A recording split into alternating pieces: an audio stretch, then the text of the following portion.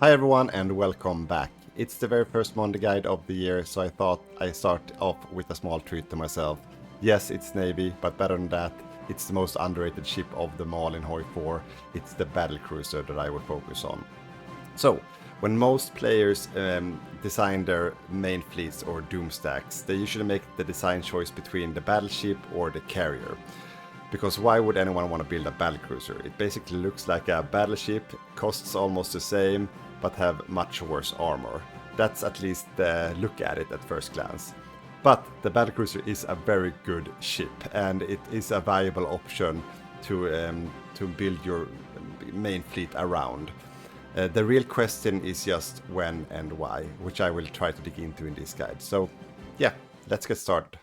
But before we throw ourselves into the analysis and the user cases, I thought I'd give you just a quick round of definitions. So, a battlecruiser is a heavy ship that you see here, one of these down here, that when you build them, you just pick the battlecruiser armor instead of the battleship armor.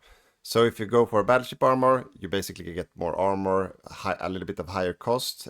But then if you pick the battlecruiser one, you get a lower cost, lower armor, but higher speed. That's basically the quick one. But higher speed also means a little bit of better naval dominance. And then the supply is also a bit lower on, or quite a bit lower on the battlecruiser. But that's the quick version. And then depending on if it's a battleship or battlecruiser, they end up here in these tabs. Alright, so when it comes to naval battles in HOI4, it's really a rock, paper, scissors kind of game. There's always something good at countering something else. But then you have like the third option as well, which is, not the third, that would be the fourth option as well, which is also the jack of all trades. You have something that's okay against everything, but not best against anything. And that is basically the battlecruiser. But it's also a rock, or a scissors, or a paper. So the battlecruiser can be used in different scenarios, and there are three main user cases where I think it's really good. Either as a counter to a specific build or as a jack of all trades.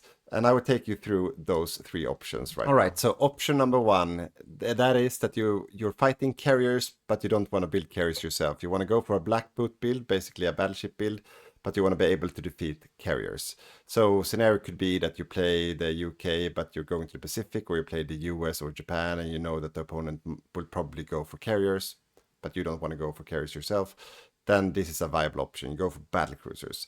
So why do you want to go for battlecruisers instead of battleships? You probably guessed it already, but it's because of the speed. The reason speed is important is that speed and visibility, those two combined, lowers your hit profile, which means that it's more difficult to hit you and your ship. That's one of the main reasons. So that means that the opponent, no matter what kind of gun type or whatever they throw at you, or if it's a naval bomber or whatever, it becomes more difficult to hit you. And when it comes to the armor doesn't really help you when it comes to naval bombers. It's good against other gun types shooting at you, but it doesn't really help you against the naval bombers or the airplanes. So then you want to have speed speed is more important than armor. And then also another thing is that a carrier fleet is usually quick. Carriers are quite quick, and the screens are used combined with carriers are quick.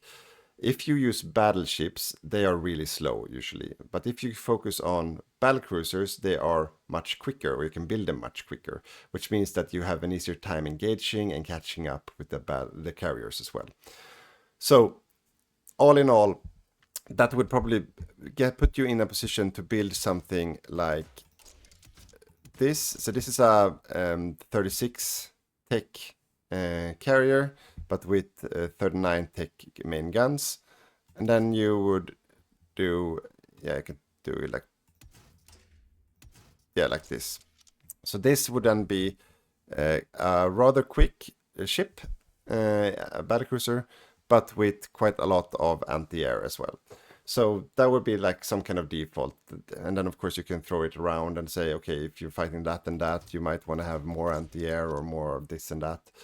But either a lot of anti-air and focus to get the max speed up to around 30. That would be good, because then it's on par, or usually roughly the same speed as your screens. So that would be the preferred way to go. All right, so scenario number 2 is quite similar to scenario number 1, but it's basically that you're facing an opponent that might have a lot of land-based naval bombers. So that could typically be that you're playing the UK or the US and you're gonna attack in the Mediterranean, because that's usually where Luftwaffe has a lot of naval bombers, or Italy has a lot of naval bombers bombing you. And you're not really sure how strong the main fleet of the opponent is going to be. It might be quite potent with a lot of battleships, but you want to have speed to avoid all the navs, because that's usually what makes most of the damage.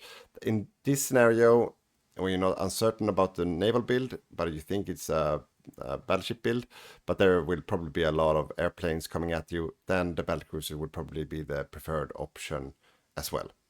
And especially if you're the US, because then you might want to go somewhere else as well with your fleet. So similar build, but I would probably make the design choice.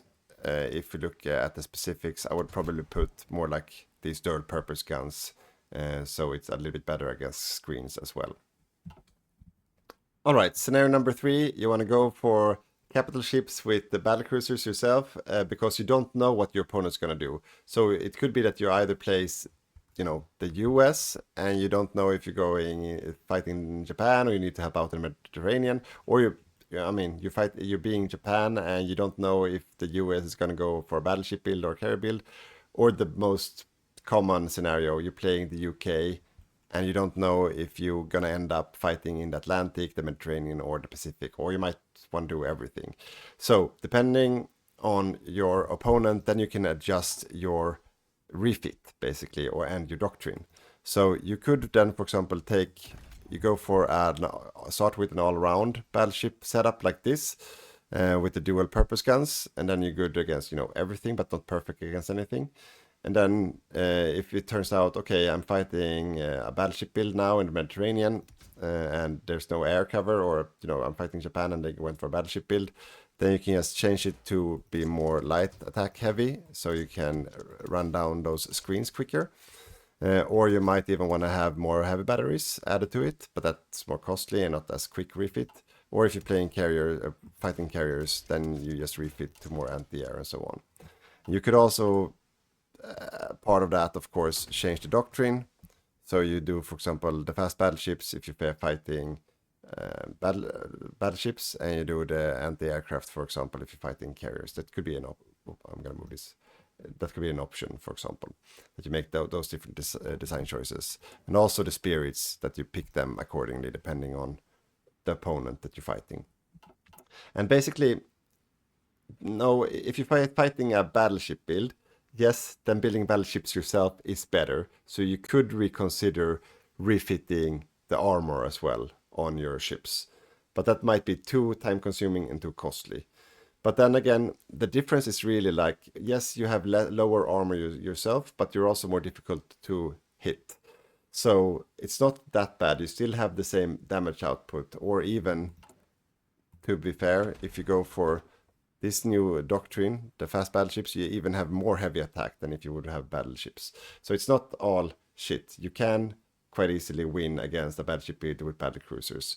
It's just about how you min-max the combination of your fleet.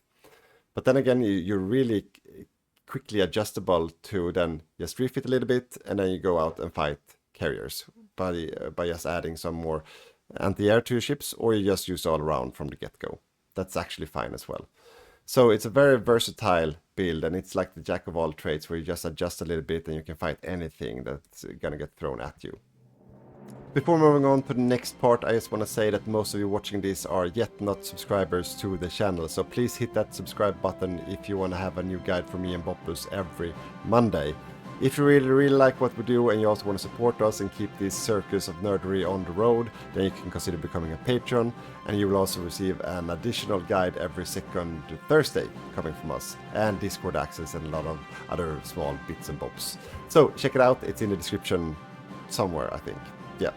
Yeah, let's go. All right, so some concluding thoughts and strategizing around this. So when would you go for a battlecruiser build then? Well, you had the 3 different scenarios and the 3 options that I went through earlier. So either that you're going for a battleship build, or a black boot build, and you're fighting a carrier build. then battlecruiser is the way to go, no doubt. So that would be like you play Japan and you know that the US is going for a carry build because you know the player you're facing, or you know the AI will do it. I mean, go for battlecruisers if you don't want to go for carriers. Then that's the best viable option.